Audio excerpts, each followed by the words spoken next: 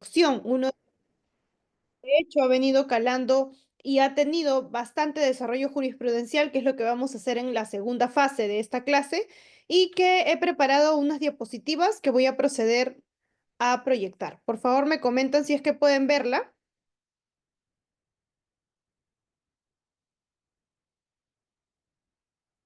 Sí se puede ver, Bien, abogado. muchísimas gracias. Excelente. Como ya les he indicado, el tópico que nos corresponde el día de hoy es este delito pluriofensivo, que vamos a ver ahora qué bienes jurídicos protege, como lo es la extorsión, que se encuentra tipificado en el artículo 200 de nuestro Código Penal y que de hecho ha venido y ha traído bastante jurisprudencia que desarrollar. En ese sentido, voy a iniciar indicando y describiendo, en principio, la tipificación propia de este delito de extorsión. Esto se encuentra, repito, en el artículo 200 del Código Penal, que sanciona a cualquier persona que mediante, y acá hay algunos, fíjense cómo es que vamos a ir desarrollando y deshilando la técnica legislativa utilizada. Nos dice que el agente utiliza medios. ¿Cuáles son estos medios? Violencia o amenaza, en primer término. Violencia o amenaza. Y el verbo rector, es decir, la conducta prohibida, es el obligar, es decir, un agente que utiliza medios como la violencia o amenaza, obliga a una persona, y no solo a una persona, sino también a una institución, ya sea pública o sea privada, a otorgar a la gente o a un tercero una ventaja económica indebida. Otro de los elementos normativos del tipo. Otorgar una ventaja económica indebida u otra ventaja de cualquier otra índole. Será reprimido con una pena privativa de libertad no menor de 10 ni mayor de 15 años. En esa línea, entonces, también tenemos un segundo párrafo que sanciona también con la misma pena a la gente que, también por sí mismo o por un tercero, induce u obliga. Ya no solamente obliga, como este primer tópico que estamos viendo, sino ahora induce u obliga. También otros medios, amenaza, intimidación, engaño, ardid o violencia a aceptar dinero o bienes que simulan un contrato de mutuo o cualquier otro con el fin de obtener una ventaja económica indebida. Nuevamente tenemos este contexto y esta situación. ¿Cuál es? El hecho de utilizar medios, la conducta típica que es el inducir u obligar, ¿no? Los medios también se amplían, ya no solo se restringe a la violencia o amenaza, sino también acá se amplía este panorama a intimidación, a engaño, ardid o violencia, a aceptar dinero o bienes que simulan un contrato de mutuo o cualquier otro. Y el comportamiento además viene adicionado con esta, este elemento normativo del tipo penal, el cual es el obtener una ventaja económica indebida. Entonces, a este punto, vamos a ver, y uno de los puntos importantes es entender un poco más a qué se refiere el Código Penal con ventaja económica indebida. Y muchas veces es real que la norma necesariamente no regula, digamos, o no viene con un pie de página nuestra norma de qué significa este elemento normativo. Y para ello vamos a tener que remitirnos a la interpretación que tiene por lo general la Corte Suprema. Esto es una definición uniforme, completa, que podría catalogar el contenido de una mejor manera de este elemento normativo como lo es la ventaja económica indebida. Ejemplo, uno de los ejemplos, y para que vean que esto tiene bastantes límites fronterizos con algunas conductas que ni siquiera pueden estar tipificadas como delito, podemos identificar las siguientes. Uno de los puntos centrales es, por ejemplo, el hecho de un próspero empresario que se dedica a la actividad del préstamo de dinero. Bien, tiene una empresa formal constituida con permisos propios de la SBS para operar, que le hacen diversas visitas inopinadas para verificar el giro del negocio y que éste se esté llevando con la regularidad correspondiente, y que además se encarga pues de prestar en mercados o en cualquier otro espacio donde es abierto al público, ¿sí? Entonces sucede muchas veces, y esto ha ocurrido también, es un caso real el que les comento, que una señora, una persona deudora de sujeto, pues no se idea otra mejor manera de evitar pagar su deuda que denunciarlo por extorsión. ¿Por qué? Porque esta persona habría ido a su casa a indicarle que tiene que hacer el pago respectivo. Pero previamente se le había dejado por escrito, esto porque tienen un chat grupal del trabajo y demás, donde a los deudores les hacen este anuncio, ¿no? Buenas tardes, su deuda ha vencido, evite intereses, etcétera, ¿no? No, ningún contenido amenazante. No obstante, la fiscalía formaliza investigación con este sujeto o con esta persona que vendría a ser el supuesto extorsionador para la teoría del caso de la fiscalía, porque supuestamente tendría un motivo para haber utilizado la violencia, porque ella decía que ha llegado a golpear su casa y ha utilizado además la amenaza y le ha obligado a pagarle de manera inmediata, cosa que ella evidentemente no hizo. Por eso denuncia para los fines correspondientes. Entonces, esto puede llevar justo a esta situación bastante dicotómica, ¿no? ¿Es delito de extorsión o por el contrario es un cobro de una deuda? Una deuda que la persona reconoce. Y para esto también, en su oportunidad, y esto lo vimos en algunos casos prácticos, muchas veces se presentó en este caso, que lo recuerdo también bastante bien, algunas fotografías de esta señora en las cuales cuando existía, por ejemplo, aniversario de la empresa que le prestaba el dinero, muchísimo historial de préstamo anterior, que nunca había tenido este conflicto, fotografías recibiendo regalos o, por ejemplo, pavos en Navidad, etcétera, se la notaba totalmente tranquila y feliz con la forma, ¿no?, del pago. Ahora, evidentemente este tipo de casos conlleva a que la fiscalía quiera indicar que la supuesta ventaja económica indebida estaría pues en un cobro de dinero, pero de manera ilegal. Porque, evidentemente, según lo que, o la línea que ellos manejan, es que no se habría realizado por medio de los canales respectivos y que no debió esta persona ir a cobrarle. Entonces, una cuestión bastante controvertida, pero que a la fecha mantiene vigencia. Por eso es que esto es uno de los delitos y uno de los puntos que hay que conocer de manera completa, porque si se dan cuenta, las penas son bastante altas, las penas son elevadas y por tanto no se puede trastabillar en este tipo de cuestiones. Bien, con eso entonces les comento que la Corte Suprema pues ha tratado aquí de llenar de contenido para efectos de entender qué significaría esta ventaja económica indebida. Es decir, obtener un provecho, pero este al margen de la ley. Ahora, también sigue avanzando este código, este artículo, y señala que esta pena establecida, es decir, de 10 a 15 años, se va a aplicar al que con la finalidad de contribuir a la comisión del delito de extorsión, suministra información que haya conocido. Es decir, esto también obedece a un diseño de política criminal por cuanto se ha tenido a bien identificar que muchas veces para cerrar este círculo en este delito tan grave como lo es la extorsión, también ahora se sanciona, a raíz de este tercer párrafo del artículo 200, se sanciona a aquella persona, no necesariamente que llame a hacer la llamada extorsiva o que vaya a realizar o a solicitar, en este caso no solicitar, sino obligar a que se le asigne una ventaja económica indebida, sino también a aquella persona que suministre información.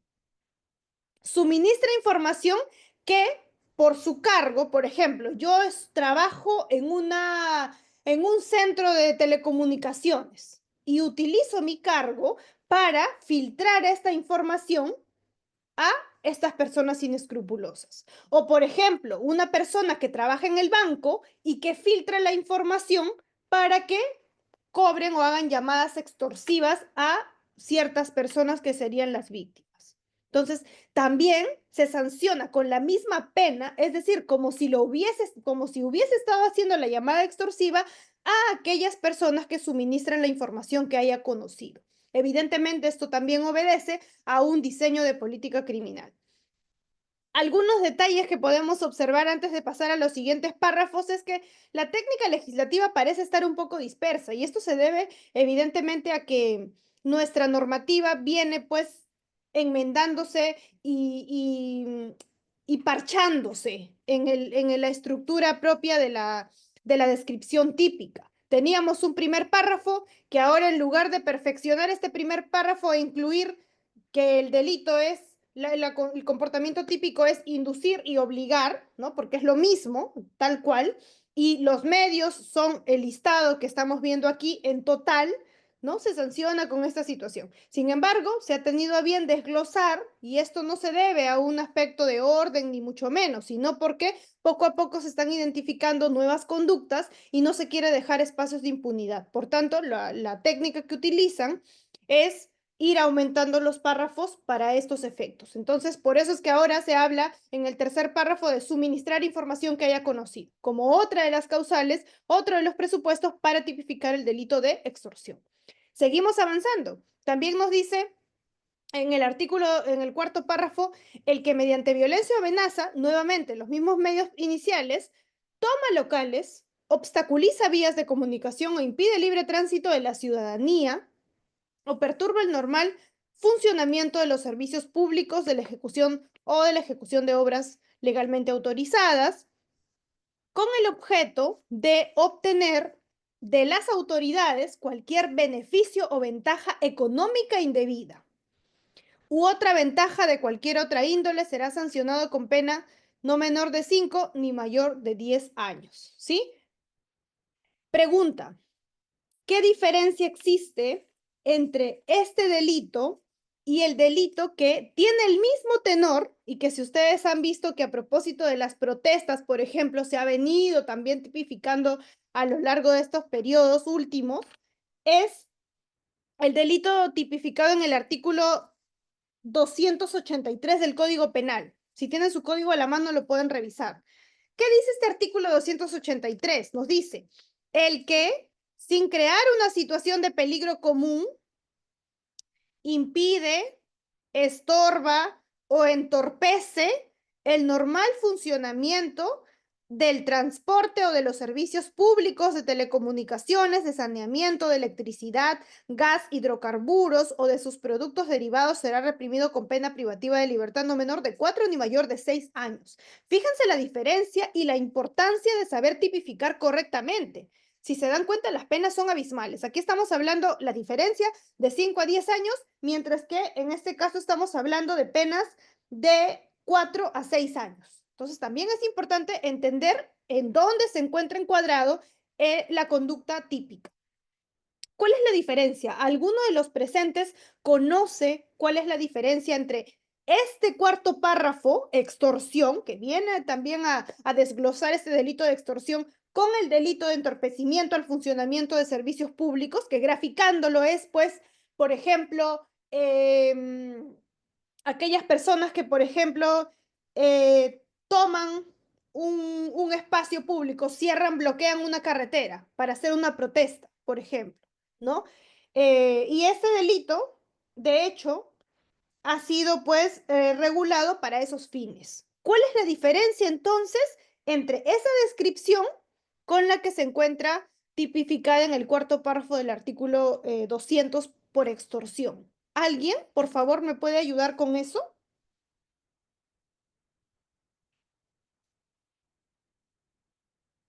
¿Alguien? Por favor. No puedo ver a los presentes, pero si pueden levantar la mano o participar de manera escrita, les agradecería también. A ver, ¿alguien se anima a evidenciar la diferencia? Pueden levantar la mano o escribirla. En principio, ¿no? Bienes jurídicos protegidos difieren, ¿verdad? Ya, lo repito, ok, lo repito. ¿Cuál es la diferencia entre lo tipificado en el cuarto párrafo del artículo 200, que es extorsión, es decir, el que utiliza medios para tomar locales, obstaculizar vías de comunicación o impide el libre tránsito de la ciudadanía o perturba el normal funcionamiento de los servicios públicos o la ejecución de obras legalmente autorizadas, ¿no? Con el fin de obtener cualquier beneficio o ventaja económica indebida u otra ventaja de cualquier otra índole, será sancionado con pena privativa de libertad no menor de 5 años con el delito de entorpecimiento al funcionamiento de servicios públicos, que indica lo siguiente. Si hacemos ese comparativo con lo que tienen aquí en la presentación, es la siguiente.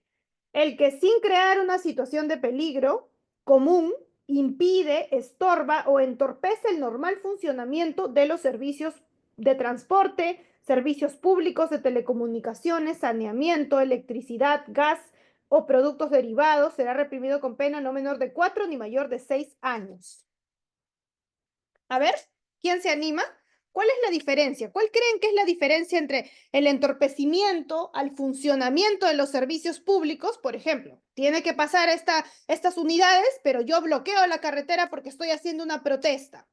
Versus esta cuestión, ¿no? De tomar locales, obstaculizar lo mismo. ¿Cuál es la diferencia entonces si hacemos esta interpretación? Correcto.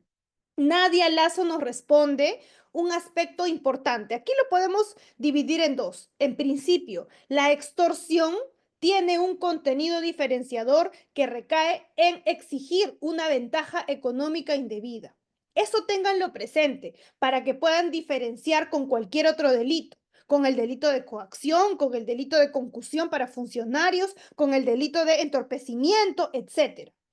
El factor central del delito de extorsión es este elemento normativo de exigir, obligar una ventaja económica indebida. Es decir, yo cierro carreteras, sí, bloqueo carreteras, tomo locales, etcétera, pero porque yo quiero obtener una ventaja económica indebida.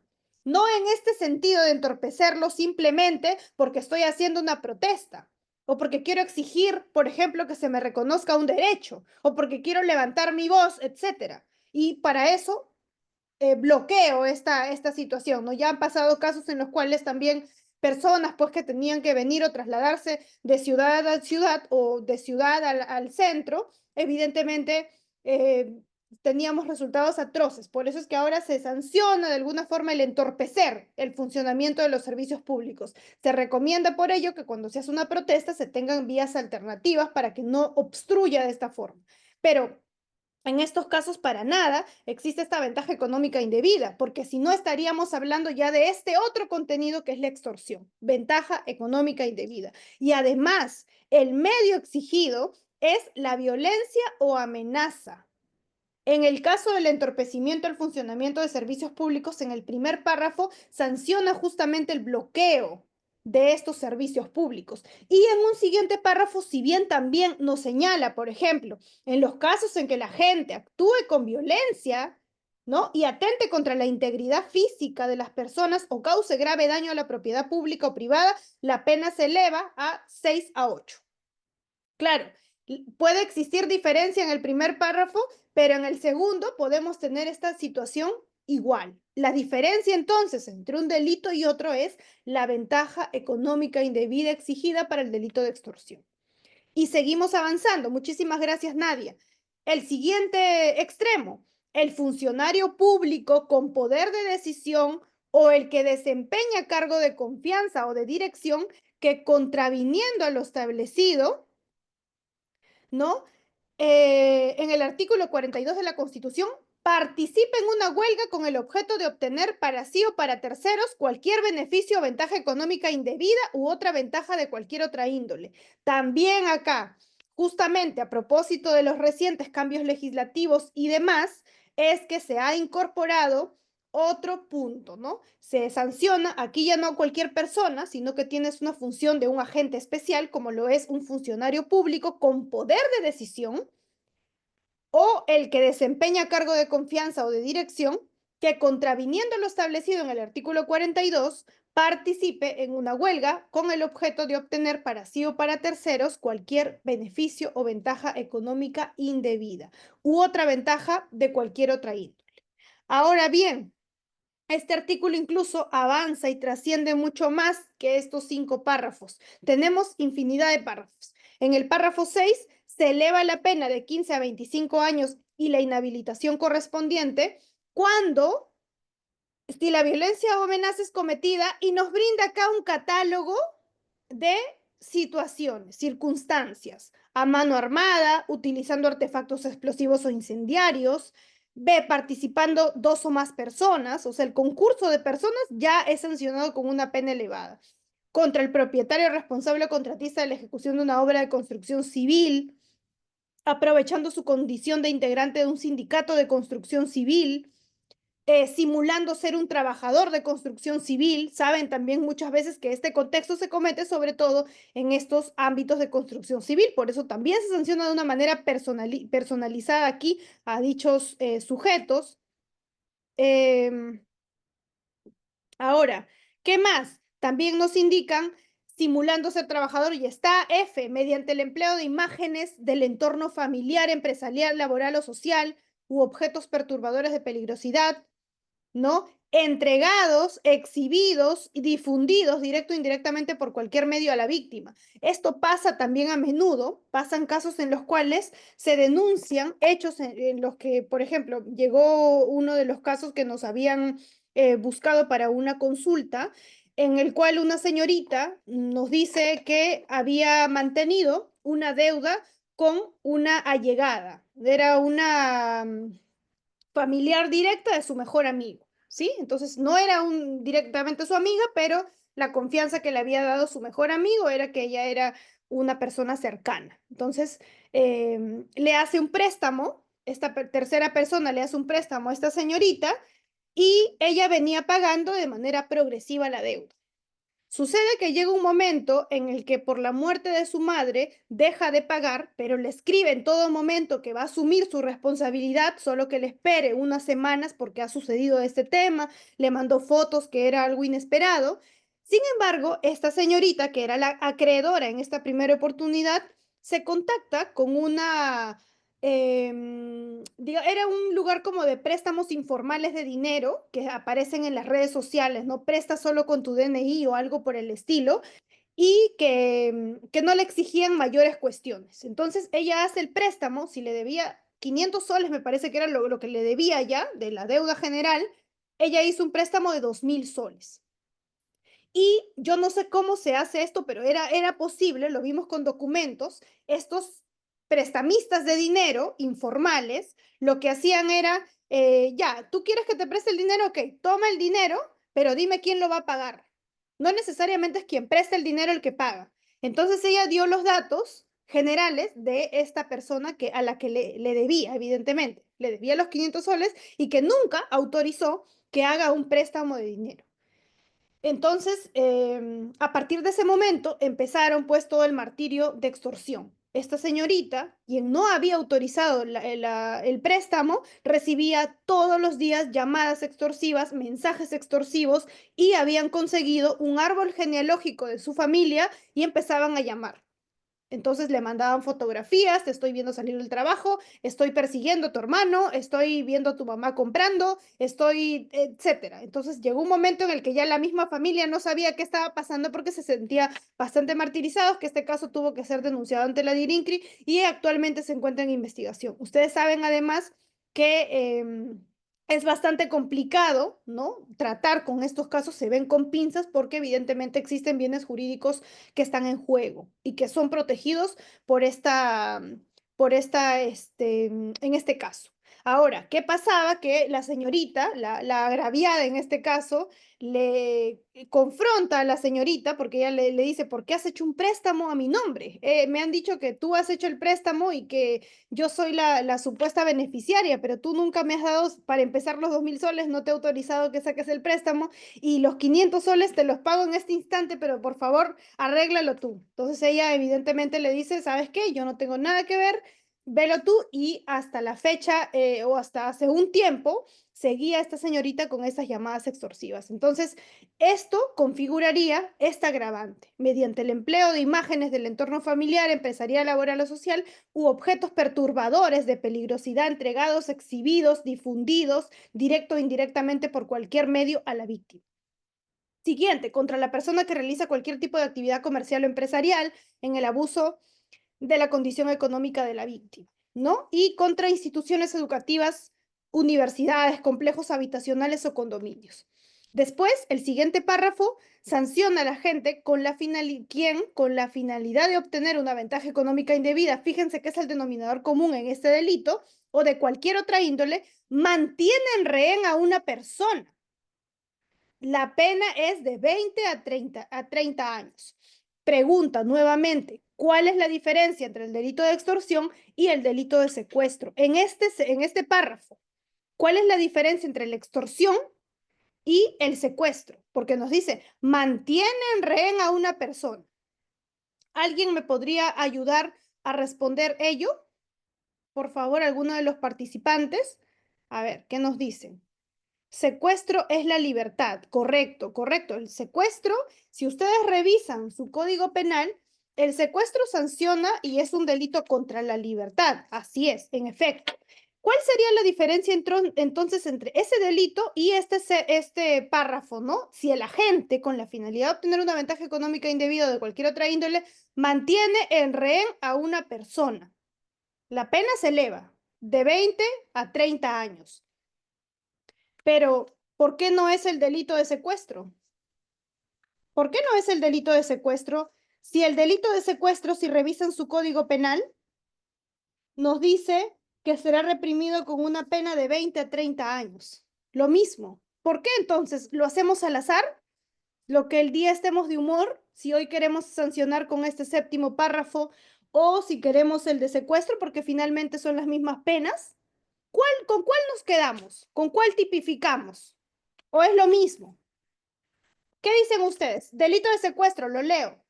Será reprimido con pena privativa de libertad no menor de 20 ni mayor de 30 años el que sin derecho, motivo ni facultad justificada priva a otro de su libertad personal, cualquiera sea el móvil, el propósito, la modalidad, circunstancia o tiempo que el agraviado sufra la privación o restricción de su libertad. 20, 30 años, y acá nos dice que la gente también mantiene en rehén 20, 30 años. ¿Con cuál nos quedamos? ¿O hay diferencia? ¿O no hay diferencia? De pronto se trata de lo mismo y el legislador aquí cometió una redundancia. ¿Qué dicen ustedes? A ver, los leo. La extorsión es secuestrar por obtener ventaja económica indebida. Bien, vamos a ir aclarando algunos puntos en relación a esto. Fíjense, esto es lo que en doctrina, o de alguna forma más que doctrina, en la jurisprudencia se ha venido desarrollando y se denomina el secuestro extorsivo. Esto es lo que se llama el secuestro extorsivo, el séptimo párrafo puntualmente. Pero yo le encuentro a nivel semántico, algunas cuestiones que observar. Porque para empezar, secuestro extorsivo, estamos utilizando como un sustantivo el secuestro, ¿cierto? Y el adjetivo sería lo extorsivo. Pero esta cuestión es al revés. Más bien la base es la extorsión, por eso la tenemos tipificada aquí, y que se utiliza como medio el secuestro. Es decir, yo te secuestro para obtener ventaja económica indebida. Por ejemplo, eres el hijo del empresario, ¿no? Entonces, secuestro a su hijo, pero mi objetivo real es obtener la ventaja económica indebida. O sea, llamar, extorsionar, que me paguen el dinero y yo suelto al hijo. Yo quiero el dinero, pero utilizo como medio ya no la violencia o amenaza en un sentido mínimo, sino lo más complejo, el secuestro. Por eso es que es mal llamado secuestro extorsivo, porque debería llamarse en todo caso extorsión, el adjetivo no lo encuentro. Entonces, por eso me imagino que han tratado de acomodarlo para decir, bueno, ya vamos a cambiar este tema porque extorsivo suena más adjetivo y no es así, ¿entienden? Es un tema bastante importante que ustedes lo puedan diferenciar. El secuestro extorsivo no necesariamente la base es el secuestro, sino al revés, es la extorsión. Y está tipificado en este séptimo párrafo. Si el agente, con la finalidad de obtener una ventaja económica indebida o de cualquier otra índole, mantiene en rehén a una persona.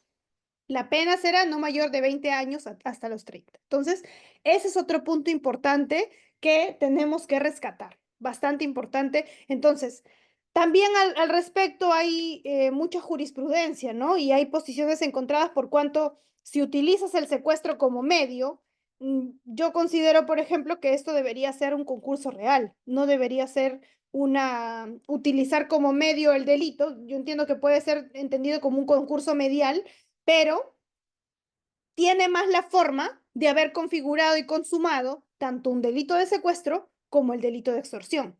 El hecho de utilizarlo como medio para no excluye, no exime que no haya sucedido esta conducta típica como lo es el secuestro. Y debería, en este caso, no sancionarse con estas penas, sino más bien la sumatoria de estas, porque estamos haciendo dos concursos o dos conductas típicas independientes: secuestro por un lado y extorsión por otro. No obstante, en la actualidad ya se sanciona el supuesto secuestro extorsivo en este séptimo párrafo con una pena tampoco menor de 20 a 30 años. Bien, y además nos dice que se agrava incluso la pena hasta 30 años cuando dura más de 24 horas este secuestro, cuando se emplea crueldad contra el rehén, cuando el agraviado ejerce función pública o privada o es representante diplomático, cuando el rehén adolece de una enfermedad grave, cuando es cometido por dos o más personas y cuando se causan lesiones leves a la víctima. Ahora, para ir cerrando un poco este punto de la... Claro, sí, correcto, correcto, Nadia. Es un poco confuso porque nos dicen prácticamente que utilices como medio el secuestro y la finalidad es la extorsión. Claro que sí, pero al final de cuentas has utilizado dos conductas típicas independientes porque has consumado de inicio a fin un delito y también el otro, ¿no? Entonces, no queda muy claro por qué lo subsumen o por qué incluyen como un medio, como si analogáramos violencia, amenaza, secuestro. Pero el secuestro es un delito independiente, la construcción es independiente y la teoría del delito de propiamente el secuestro también es independiente. Debería ser tipificado así, pero en la actualidad lo tenemos ya como el secuestro extorsivo, que también lo vamos a ver al final de la clase. Avanzando un poco más, en el octavo párrafo nos dicen que la pena prevista en el párrafo anterior se impone a la gente que, para perpetrar cualquiera de los supuestos extorsivos, usa armas de fuego o artefactos explosivos, o cuando el agente, siendo miembro policial en actividad o retiro, actúa como jefe o miembro de una organización dedicada a la perpetración de cualquiera de los supuestos previstos en los párrafos anteriores. Noveno, la pena será de cadena perpetua cuando el rehén es menor de edad o mayor de 70 años, cuando el rehén es una persona con discapacidad y el agente se aprovecha de esta circunstancia. C. Si la víctima resulta con lesiones graves o muere durante o como consecuencia de dicho acto. D. El agente se vale de menor de edad. Y E. La comisión del hecho punible es de carácter transnacional. Bien, de acuerdo con este instrumento internacional. Ahora, algunas preguntas o problemas jurídicos que podemos plantearnos. ¿Cuál es el bien jurídico protegido en el delito de extorsión? Y el recurso de nulidad 724-2014 Lima, emitido por la Sala Penal Permanente de la Corte Suprema, nos dice que el delito de extorsión es un tipo penal complejo y pluriofensivo. Y además lesiona tanto el patrimonio como la libertad y eventualmente la integridad corporal de la persona. De suerte que estos dos últimos bienes jurídicos son un medio para atacar el patrimonio, que el fin pretendido por el agente es el lucro y el anuncio de un daño inminente de quien finalmente depende el cumplimiento de lo exigido, ¿no? Entonces, a mi consideración también, y esto no lo digo yo, sino también muchos dogmáticos en la materia, nos dicen que hablar de pluriofensividad no nos dirige puntualmente a algún punto en particular, sino que es algo tan gaseoso que nos dice comprende mucho, pero finalmente no identificamos qué bien jurídico o de qué bien jurídico se trata. Y para eso, pues, em, considero, y de acuerdo a esta línea, que hablar de pluriofensividad es algo muy vacío. Deberíamos identificar entonces qué delitos o qué bienes jurídicos se defienden y se protegen con este delito. Y de hecho es más de uno. Estamos hablando que si bien es un delito contra el patrimonio, también se protege la libertad y otros bienes jurídicos conexos. Entonces, incluso como nos dicen aquí en el recurso de nulidad, la integridad corporal de la persona. Por ese motivo es que se justifica de alguna forma la pena tan elevada, tan drástica que se tiene con este delito. Que pese a ser un delito patrimonial, repito, porque podríamos decir, bueno, pero es un delito patrimonial, no estás poniendo en peligro la vida. Ojo, alto. Sí, es posible también que se esté en peligro la vida. ¿No? No estás poniendo en peligro la libertad. Claro que sí, también existen supuestos en los cuales se pone en peligro, además de lo patrimonial, la libertad. Por tanto, no es menor. Y esa es la justificación que se encuentra de tan elevada pena. Ahora, otra crítica podemos hacer en relación a que es, digamos, indirectamente proporcional el hecho de que se eleven las penas, pero no baja la incidencia delictiva. Eso es evidente. No baja la incidencia delictiva, por más de que digan cadena perpetua para estos delitos. ¿Por qué? Porque no tenemos programas, no tenemos políticas criminales correctamente identificadas ni implementadas por parte del Estado. Se está haciendo básicamente y esto obedece mucho a cuestiones políticas, porque dependemos muchas veces de la asignación de presupuesto y demás para coadyuvar con estas soluciones que van desbordando evidentemente.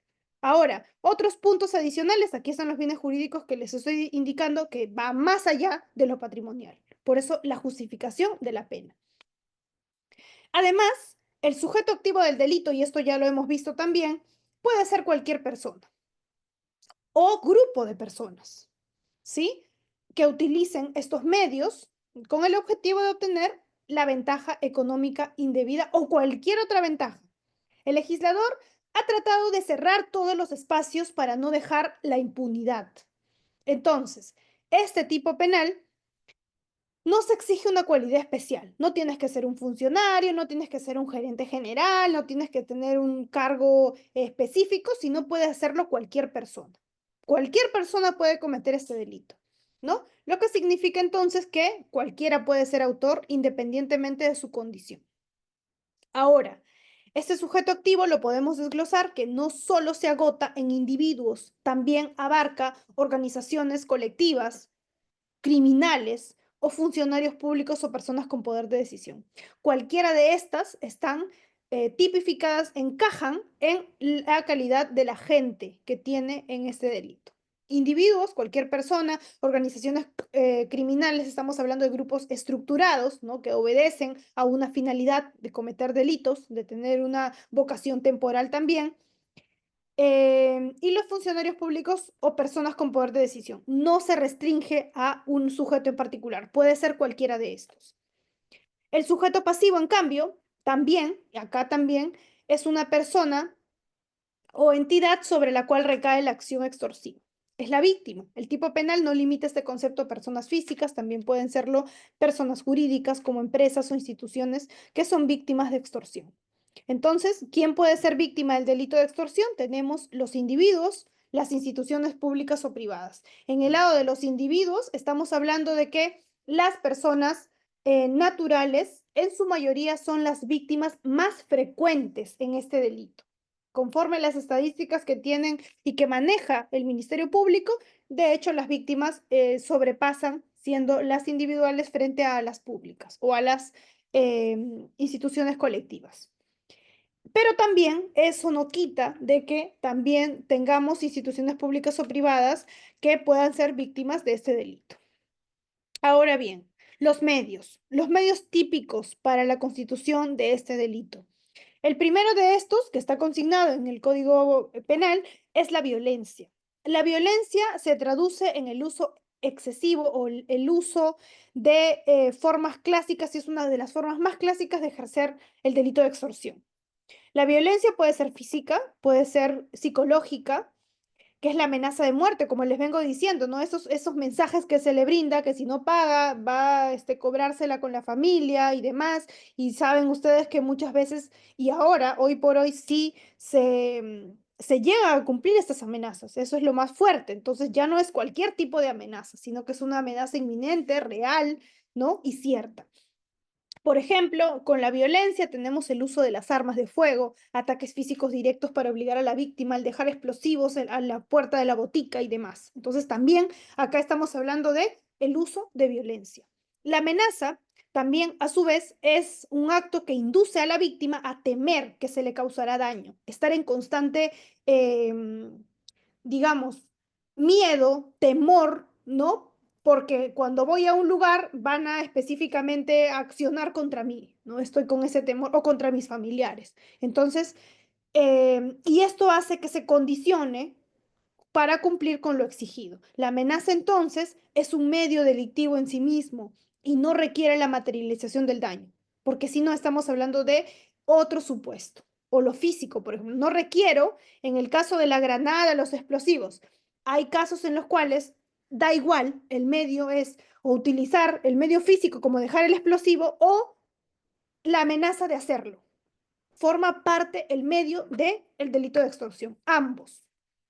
Entonces, por eso les digo, ¿no? La amenaza es un medio delictivo en sí mismo, no requiere un resultado. Es la amenaza, es esta preocupación constante que voy teniendo a propósito de digamos, estos llamados ilegales que realiza el agente contra mí. ¿De qué? ¿Un llamamiento a qué? A que me causará un daño si no cumplo lo exigido. Por ejemplo, las amenazas de muerte, amenazas con lesionar, etcétera. El engaño ardid, que también es otro de los medios que se utilizan en el siguiente párrafo.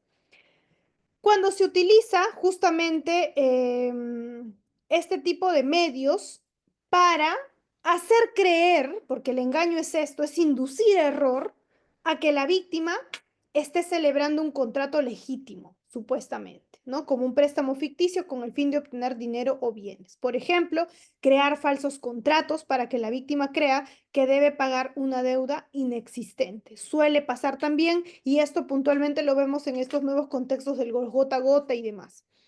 Intimidación también, ¿no? Que también está tipificado en los siguientes párrafos. Este medio está orientado a advertir el uso de comportamiento o un ambiente que infunda temor en la víctima, sin necesariamente recurrir a la violencia física directa. La intimidación también es una forma indirecta de ejercer presión. Envío imágenes perturbadoras de familiares de la víctima, la amenaza de hacerle daño a sus seres queridos. Es también, de alguna manera, y se asemeja bastante a lo que llamamos con la amenaza, ¿no? Es la intimidación como lo ha descrito nuestro legislador. Otro medio, el abuso de posición de poder, el abuso de mi posición. En estos casos, este quinto párrafo del artículo 200 del Código Penal establece que si se utiliza o se abusa de la posición de autoridad o confianza, ya seas funcionario público, ya seas sindicalista, por ejemplo, puede ser considerado un medio típico para cometer la extorsión. Y esto agrava la conducta. También en estos ejemplos tenemos cuando un funcionario público abusa de su cargo para extorsionar a empresas o ciudadanos con la amenaza de obstaculizar permisos o licencias, por ejemplo. Ahora, ¿cómo se puede materializar la amenaza necesaria para configurar el delito de extorsión? Porque no es una amenaza, digamos, menor el hecho de las recibidas en estos casos por las víctimas. Y la amenaza tiene que cumplir algunos requisitos para que se configure como tal. Tiene que ser seria, tiene que ser creíble, generando en la víctima un temor real. Usualmente la mayoría de los ejemplos calzan y los que vemos hoy por hoy con amenazas. El temor puede ser físico, económico, emocional o social, da igual, pero tiene que ser seria y real, ¿no? La amenaza además debe tener una relación directa con un daño que se le causará o se le causaría a la víctima si no cede a las demandas del extorsionador. Entonces, esta amenaza puede ser verbal, puede ser indirecta o puede utilizarse armas o artefactos. Entonces, este es el contenido que debe esgrimirse para hablar de amenaza. Amenazas como las verbales directas, decirle directamente a la víctima lo que sufrirá si es que no se cumple con las exigencias del extorsionador. Las indirectas, más bien, tienen que ver con lo relacionado a manifestar a través de mensajes, de gestos, lo que supuestamente se haría, este contenido intimidante, las fotos, ¿no? Tu árbol genealógico, etcétera.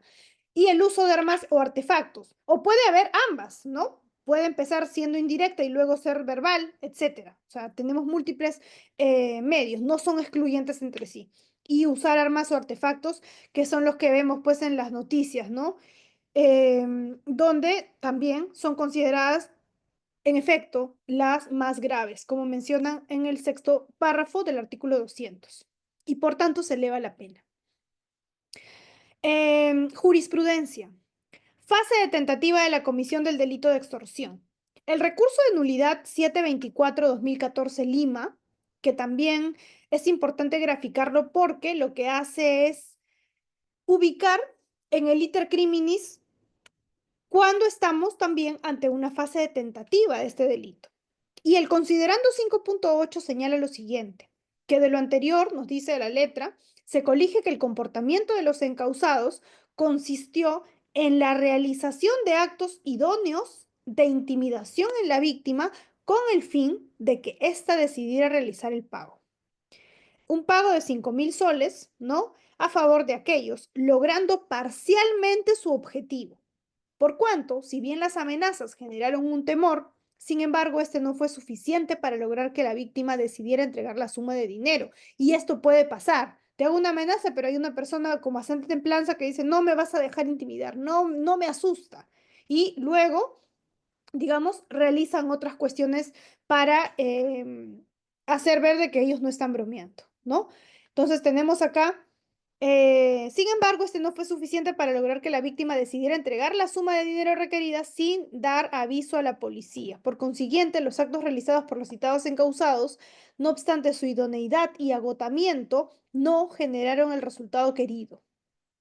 Por razones independientes a la voluntad de los citados procesados, en estos términos, entonces, el grado de ejecución del delito quedó en tentativa. No se consumó propiamente y por tanto se ha catalogado en este iter criminis como, sin embargo, se inició la ejecución del delito, por tanto se habla de tentativa. Por eso dice, logrando parcialmente su objetivo, no se consumó. Se iniciaron los actos ejecutivos con la tentativa, pero no se consumaron. Por cuanto, si bien las amenazas generaron temor, por eso decimos que se iniciaron los actos ejecutivos, ¿no? Sin embargo, este no fue suficiente para lograr que la víctima decidiera entregar la suma de dinero requerido sin dar aviso a la policía. Por consiguiente, estos actos, ¿no? No generaron el resultado de entregar propiamente el dinero, entregar la ventaja económica indebida. Por tanto, nos dicen tentativa. Ahora, la fase de tentativa, además, está graficada en este recurso de nulidad, que es del año 2007 de Ucayali, 4702-2007 Ucayali, en el cual la Corte Suprema también desarrolla la fase de tentativa. En el considerando quinto señala la letra lo siguiente, que finalmente, respecto a lo alegado por la defensa del encausado, en su recurso impugnatorio, en el sentido que su actuar habría quedado en grado de tentativa, resulta necesario precisar que el delito de extorsión, previsto y sancionado en el artículo 200 del Código Penal, hace referencia a quien, mediante violencia, amenaza, manteniendo rehén a una persona, obliga a otra, a esta o a otra, a otorgarle a la gente o a un tercero una ventaja económica indebida o de cualquier otra índole, de que el delito de extorsión viene a ser una figura que se encuentra entre los delitos de apoderamiento, ya que hay ánimo de lucro, obtener una ventaja económica indebida. Y para su consumación, basta que la acción de desprendimiento patrimonial efectuada por el sujeto pasivo agraviado, ¿no? Basta ello, no requiriéndose que dicha ventaja o de cualquier otra índole llegue al poder del sujeto activo del delito. Esta es una cuestión inicial que fue superada. Si se dan cuenta, la otra jurisprudencia nos dice que como no llegó a manos del supuesto extorsionador o los extorsionadores, estamos hablando de tentativa. Y acá nos dicen que evidentemente, si no llega a las manos del extorsionador, no se consuma el delito, pero en grado de tentativa sí. Es básicamente esta línea que se ha mantenido en la jurisprudencia. Entonces, lo que en el presente caso se produjo, toda vez que conforme a los hechos acreditados, la intervención de los encausados se efectúa cuando el agraviado ya había realizado la entrega del dinero. Bien, esa es la cuestión en esta jurisprudencia. Después, diferencias, por ejemplo, con el delito de robo. También es un delito patrimonial. Y esta casación 145-2010 Lambayeque nos ilustra en este fundamento jurídico segundo lo siguiente, que los hechos escritos en la acusación fiscal constituyen delito de secuestro en su modalidad agravada, conforme a lo descrito en el quinto párrafo literal B del artículo 200 del Código Penal, al haberse cometido los hechos con la participación de dos o más personas. Eso es un agravante que funciona transversalmente, tanto para el delito de extorsión como para el delito de robo. ¿Qué más nos dice? En ese sentido, estando a la forma y circunstancias de la comisión de los acontecimientos, se llega a establecer que concurren los elementos objetivos y configurativos del delito de extorsión.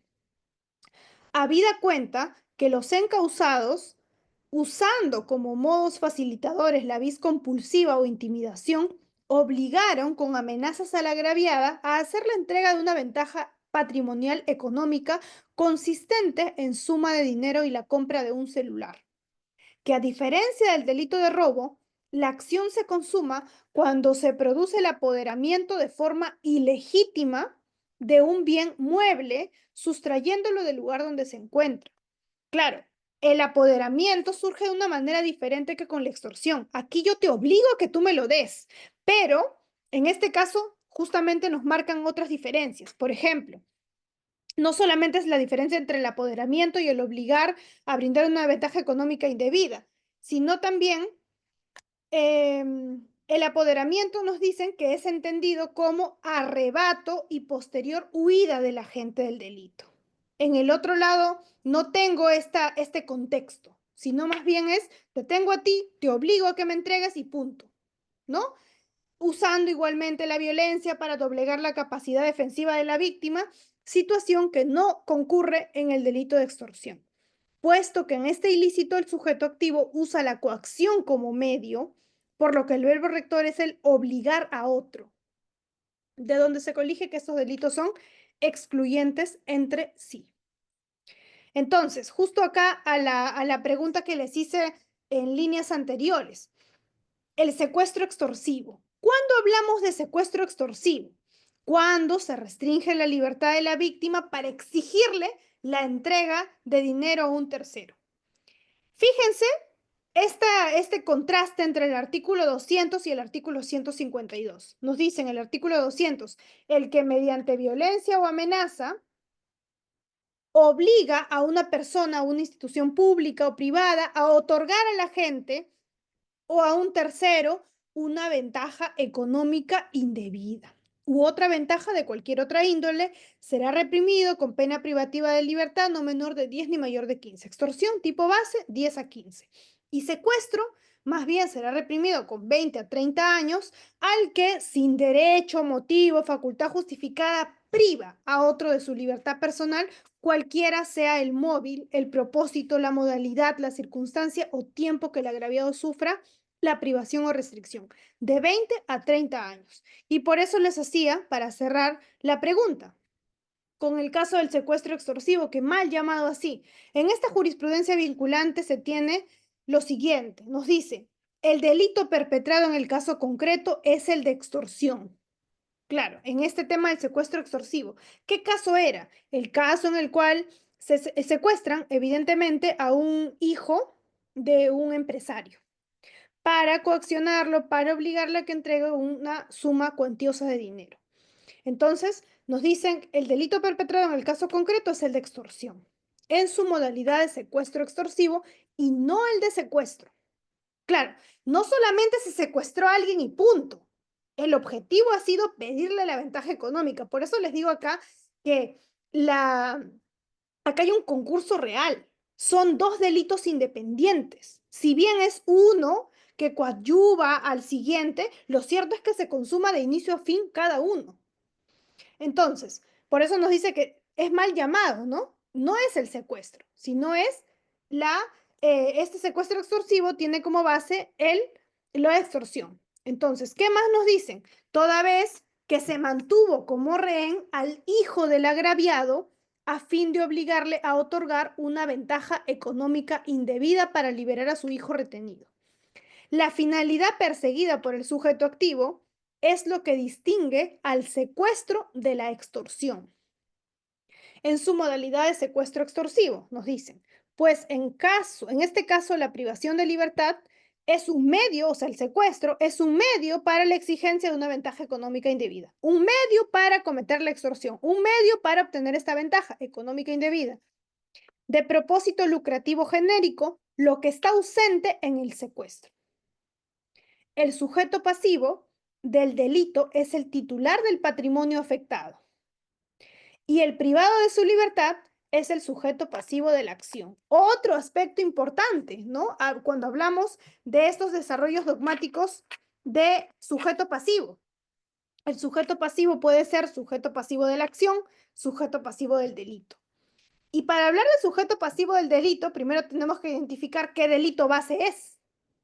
Si bien es un concurso, conforme lo tiene estructurada nuestra norma, la base es la extorsión. Por tanto, ¿quién es el bien jurídico, perdón, quién es el sujeto pasivo del delito de extorsión? El titular del patrimonio. Léase el empresario. Y el sujeto pasivo de la acción, ¿quién está sufriendo la acción propiamente? Es el hijo de este. Es decir, el privado de su libertad es el sujeto pasivo de la acción. Esa es la cuestión central para hacer esta gran diferencia. Por eso es que hay que entender muchas veces los nombres no necesariamente se corresponden con la conducta típica, sino que por alguna razón de familiaridad, sencillez, qué sé yo, se ha inventado esta denominación de secuestro extorsivo para básicamente hacer ver que el medio es más bien el secuestro y la finalidad es la extorsión. Bien, con todo esto entonces quedo atenta a las preguntas que puedan formularme en relación al caso. Muchísimas gracias por su atención. Dejo aquí mis datos de contacto para cualquier información. Muchísimas gracias.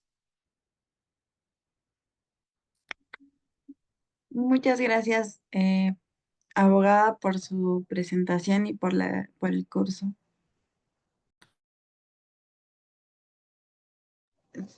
Nin- Muchas gracias a todos y hasta la próxima clase. Muchísimas gracias. Muy buenas noches. Hasta luego.